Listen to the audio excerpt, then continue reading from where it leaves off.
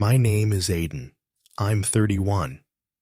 And until a few nights ago, I really believed that my life had finally calmed down.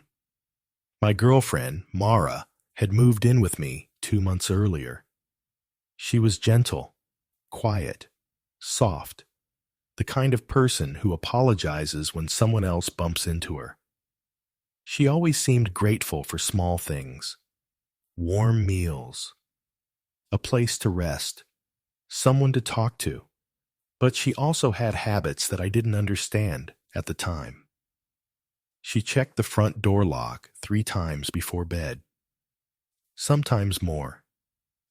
She froze whenever someone knocked unexpectedly.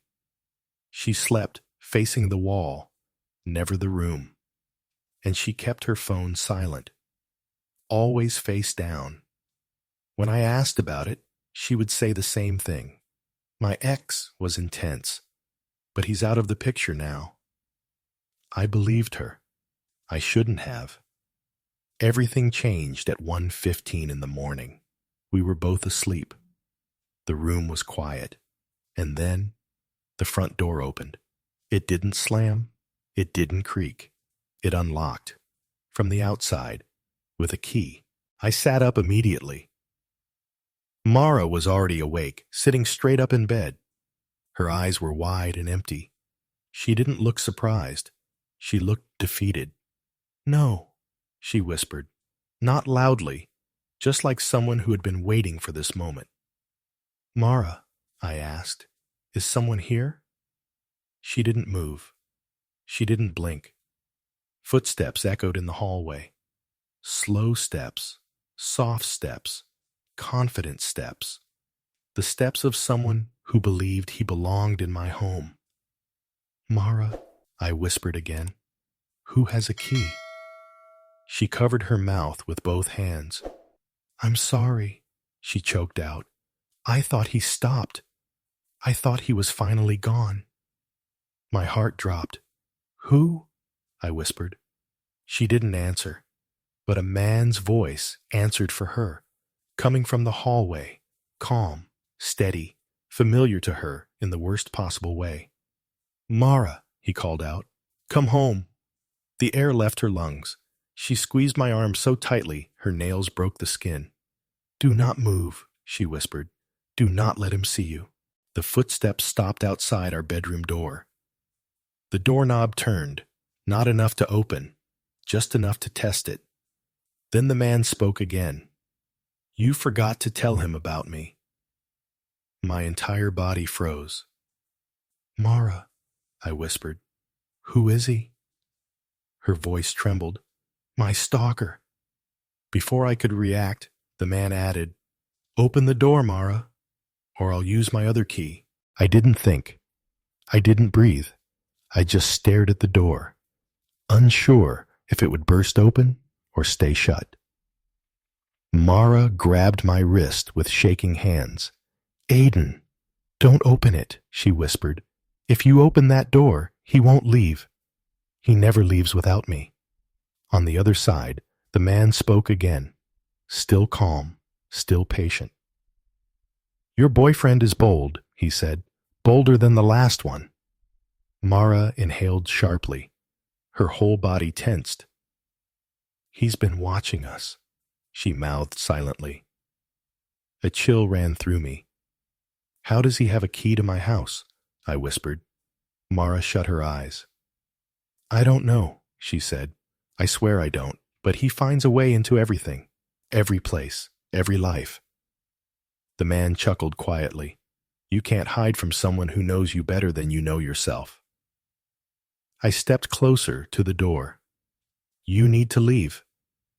My voice wasn't steady, but it was loud enough. He ignored me. "You think this is about you? It's not. It's about her." She made a promise, and she broke it. Samara shook her head. "I didn't promise you anything, Daniel. I didn't." He tapped something metal against the door. A slow, steady rhythm. A key. "Mara," he said softly, "if I use this one, the conversation will get complicated." She grabbed my arm again. Aiden, we have to leave this room. We can't let him break the door with us inside. What did he do to you? I whispered. She swallowed hard. He controlled everything. My phone, my job, my friends, my sleep. He timed my showers. He picked my clothes. Her voice cracked. And when I tried to leave, he found me. Every time. My stomach twisted. How long were you with him? 2 years, she said, and I left him 5 times, but I never really escaped. He always knew where I was. How? She shook her head. He never told me. He always said the same thing. You can't hide from someone who studies you. The doorknob rattled again, harder, more impatient. Mara, he called, you have 10 seconds. 9, 8. Mara's breath caught. Aiden, out the window, now. I looked at her. Are you serious? Yes, she whispered. He won't expect us to run. He thinks I'm too scared to climb out. I opened the blinds and lifted the window. Cold air rushed in. Mara climbed through first, landing quietly in the yard. I followed her, dropping to the ground. Inside, the door shook violently as he tried to force it open. Then we heard the crack. Wood splitting, hinges bending. He was inside the bedroom. He knew we ran, and he was angry. We sprinted across the backyard, barefoot, shivering, but too terrified to stop. Behind us, we heard him yelling, Mara, you think you can run again? You think this ends any differently? Mara grabbed my hand, pulling me faster. He won't stop, she whispered. He never stops. We reached the side gate and slipped through it. I looked back just in time to see my bedroom light turn on. He was searching the house. He was looking for us. Mara tugged on my arm. We need to get to the street, she said. People, cars, cameras, we ran. But as soon as we reached the sidewalk, a shadow stepped out from behind a parked car. Daniel. He had gotten ahead of us. He smiled like he'd been waiting there for hours. In his hand, he held up something small, a phone, and with one tap, he started a video. Mara screamed, No, stop! Daniel, don't let him see that. I looked at the screen and froze. It was a video of me, sleeping, in my bed, recorded from inside my room. Daniel watched my face. I told you, he said. You can't hide from someone who knows your routine. Mara's voice cracked. Aiden, that wasn't me. I swear I didn't take that. I swear. Daniel took a step forward. You invited her into your home. He smiled. But I was already there. Mara stepped in front of me, her hands shaking, her voice barely holding together. Daniel, please, don't do this. Please don't drag him into this. Daniel lowered the phone, but kept his eyes locked on me. You want to protect him, he said. That's new. You never protected the others. Mara shook her head violently. I did. I tried. You twisted everything. He ignored her. Aiden, you should understand something. This isn't about you. You're not the point.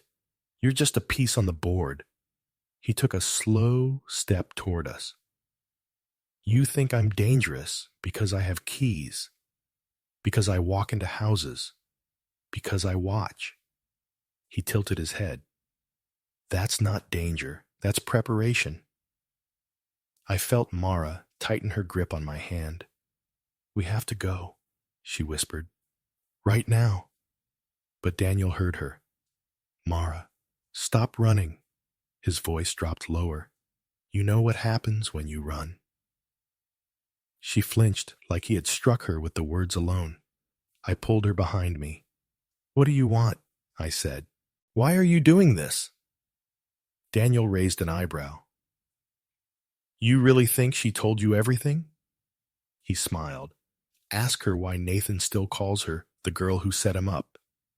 Mara covered her mouth, tears spilling over. Aiden, please don't listen to him. Please. I'm not asking Nathan, I said. I'm asking you. She shook her head. Not now, not here. Daniel loved that answer. He stepped closer. She won't tell you. She never does. Because she knows the truth will make you leave. Mara's voice broke. Daniel, stop. That's enough. But Daniel wasn't done. You want to know why I'm here tonight? He asked me. It's not because she left me. She always leaves. And she always comes back. He walked around us slowly, like a wolf circling prey.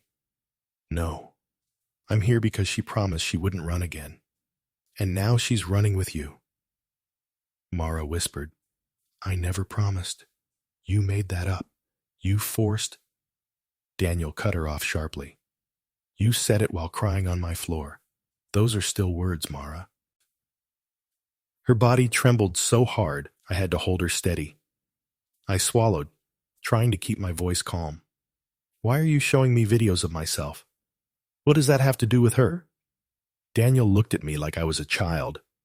I needed you out of the way, he smirked, and I needed something to use against her. Mara gasped. You filmed him? Without me knowing? Daniel shrugged. You let him into that house. That makes him part of the game. My skin crawled. This isn't a game, I said. Daniel's expression changed. His smile vanished. His voice went flat. Everything is a game when you know the rules. I place the pieces. I decide the moves, and if someone cheats... He leaned in slightly. They get removed. Mara let out a shaky breath. Daniel, please, don't hurt him. He turned to her, almost offended. I don't want to hurt him. I want you to understand your place. He paused. Your place is with me. No, she whispered. It isn't. Not anymore. Daniel exhaled slowly, like he was tired of pretending. Then we escalate. He lifted another object from his pocket. Metal. Thin. Familiar. My heart dropped. It was another key. Mara's voice cracked. No, no, no, no. Not that one. How did you get that? Daniel smiled again. Mara, you should know better by now. I always get what I want. He held up the key between two fingers. Aiden, he said softly, this is the spare key to your sister's house. I felt the world tilt. My sister, how? Daniel cut me off. I told you. You brought yourself into this, not me. Mara stepped between us. Daniel, leave them alone. They have nothing to do with this. He finally raised his voice, not loud, but sharp. Then come with me. The street went silent.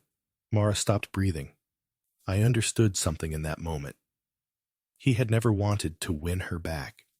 He wanted to own her fear, and he wanted to punish anyone who interfered. Mara slowly reached for my hand. Aiden, I'm so sorry. I shook my head. No, you're not going with him. Daniel took one step forward. Then he learns his lesson first. Daniel stepped closer, and the air around us felt heavier, like the whole street was holding its breath. Mara grabbed my arm with both hands. Aiden, don't move. Just don't provoke him. Daniel smirked. Listen to her. She actually understands consequences. He lifted the key to my sister's house and twirled it around his finger. He didn't rush. He didn't shout. He wanted us to feel every second of fear. Why do you have that? I asked, trying to keep my voice steady. Daniel raised an eyebrow. How do you think? I watch, I follow, I study. That's what care looks like. Mara shook her head hard. No, that's what obsession looks like. You terrorize people. You stalk them. You make them afraid to live. Daniel looked irritated for the first time. You talk like you're better now. Like running with him somehow makes you clean. Mara flinched. I'm not clean, she whispered, but I'm not yours.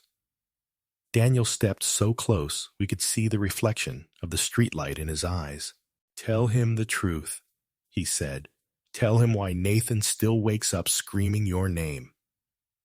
Mara's breath shattered. Stop, she whispered. Daniel, stop twisting everything. No twisting, he said calmly. You were there. You lured him. You watched. Mara covered her ears. That's not true. I didn't know what you were going to do. I tried to stop you. I begged you. I looked at her. Mara, what happened that night? She shook her head. Please. Not now, not with him listening. Daniel stepped between us slightly, like he wanted her attention back on him. You think she ran because she wanted freedom?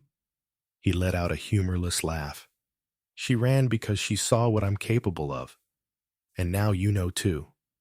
I stepped forward. You don't have power here. Not anymore. Daniel's smile disappeared. His voice went flat and cold. I have keys to every piece of her life. And now I have keys to yours. He held the key tighter. You want to be her hero? Fine. Save her right now. He pointed at Mara. Tell her to come with me. Tell her she's safer with me than with you. Mara's voice cracked. Aiden, don't say anything, please. I stared at Daniel. You're not taking her anywhere. Daniel laughed. A short, sharp laugh, like something inside him finally snapped. You think this ends with words? He took a step toward me, and Mara threw herself in front of him. Please, don't hurt him, She stopped herself mid-sentence. I grabbed her shoulders. What were you going to say? She looked away. Nothing. I didn't mean. Daniel didn't let her finish. She was going to say, she'd go with me, he said, because she knows that's the only way to keep you safe. Mara shook her head violently. No, that's not it. I'm not choosing you. But you are, Daniel whispered. You've always chosen me, even when you ran. Her eyes filled with tears. You don't own me. Daniel held out his hand. Give me the necklace, Mara. She froze. What necklace? I asked. Daniel smirked. Tell him. Mara's voice turned thin. It's something he kept. Something he took from me the night I escaped. Daniel nodded. It was hers before she ruined everything. She stepped back. No, you don't get to use that anymore. Then give it to me. I don't have it, he chuckled. You always lie the same way. Mara suddenly reached into her pocket, but instead of a necklace, she pulled out a phone. Daniel's phone. His smile vanished instantly. How did you? You dropped it, she said. You were too busy threatening us. Daniel lunged forward, panic ripping through him for the first time. Mara, give it back. She stepped behind me. No. Daniel's chest rose and fell faster. That phone has everything, he said quietly. Everything I've ever done. Every message, every video. Mara held it tighter. I know. Daniel's calm mask cracked open completely. You wouldn't dare call the police. Mara swallowed hard. I already did. The street went silent. Then, sirens, growing louder, closer. Daniel turned toward the sound, his face draining of color. No, he whispered. Mara. No, you didn't.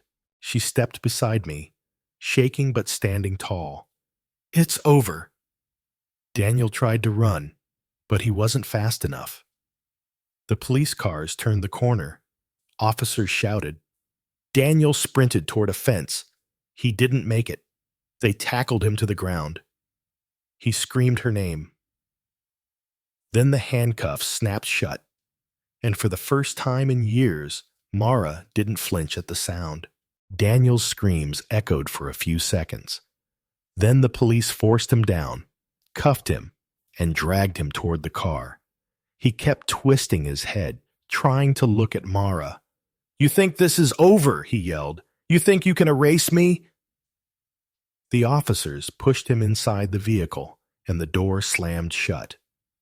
Just like that, the noise stopped. He was gone. The silence that followed felt unreal. Mara collapsed to her knees on the pavement. Her breathing was uneven, sharp, almost painful to hear. I knelt beside her. "It's okay," I said quietly. "He's gone." She shook her head. "No, not yet. Not in my mind." I didn't argue. I knew trauma doesn't vanish just because the danger does. 2 officers walked over to us. They asked questions, names, timeline, whether we needed medical help. Mara could barely speak. Her voice trembled on every word. She needs space," I told them. "She's been living in fear for years." One of the officers nodded with a look of understanding. "We'll take care of the rest," he said. "You two should go somewhere safe for the night." After they left, the street was quiet again, just the glow of the street lights, and the 2 of us sitting on the curb. Mara pulled her knees to her chest. "I'm sorry," she whispered, "for everything, for dragging you into this, for letting him get close to your family, for—" I stopped her gently. "You didn't drag me into anything. He forced his way in. You didn't choose him. He chose you. There's a difference." She wiped her face with the back of her sleeve. "I don't know how to live without fear," she said. "I don't know who I am outside of what he made me." "You're someone who survived," I said, "and that's more than he ever expected." She stared at the ground. "Aiden, you don't have to stay." "I know," I said softly, "but I'm choosing to." She closed her eyes. "I'm broken." "No," I said, "you're healing. And healing looks messy. It looks slow. It looks like this, but it's real." She leaned her head gently against my shoulder. Her body was still shaking, but she wasn't collapsing anymore. She was grounding herself. "Aiden," she whispered. "Yeah? Do you think I'll ever feel normal again?" I took a breath. "I don't know if you'll feel like you used to," I said honestly, "but I think you'll feel safe again, and that's the first step."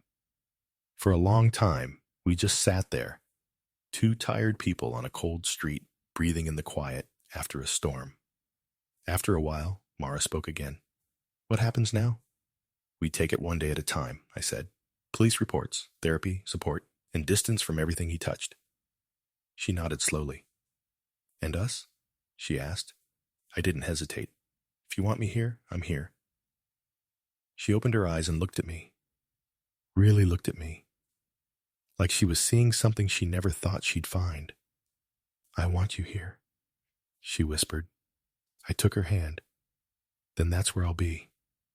That night, we didn't go back into my house, not yet. We stayed at my sister's place. Mara slept for the first time in months. Truly slept, without waking from nightmares or checking the door. And in the calm morning light, she told me something I'll never forget. "I'm free," she said, "but freedom is scary." I squeezed her hand.